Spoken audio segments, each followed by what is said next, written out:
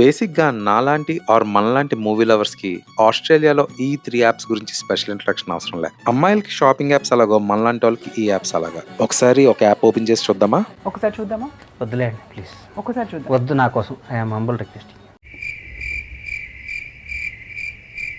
ఈ ల్యాగ్ సరిపోదన్నట్టు Hoyts, Village, Event, Reading అని చెప్పి ఎన్నో యాప్స్. ఇవన్నిటి బదులు వన్ స్టాప్ సొల్యూషనే cinematic. For example Hoyts or Village cinemas apps తీసుకుంటే వాటిలో ఉండే ఫిల్టర్స్ ఏంటి? Now showing, coming soon and cinemas అంతే. అందుకే వీటన్నిటితో పోలిస్తే మన సినిమాటిక్ యాప్ చాలా డిఫరెంట్. అసలు ఆస్ట్రేలియాలోనే మన రీజనల్ లాంగ్వేజెస్ ఫిల్టర్ పెట్టుకుని సినిమాస్ చూస్ చేసుకునే ఆప్షన్ ఇచ్చిన ఏకైక యాప్ సినిమాటిక్. ఈ యాప్ అనేది చాలా ఫాస్ట్ అండ్ సీమ్లెస్ అని చెప్పాలి. అంతేనా?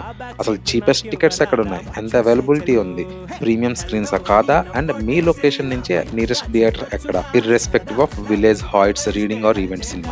ఈ సినిమాటిక్ యాప్ అండ్ వెబ్సైట్ ని డెవలప్ చేసింది మనలాంటి ఒక తెలుగు సినిమా లవరే.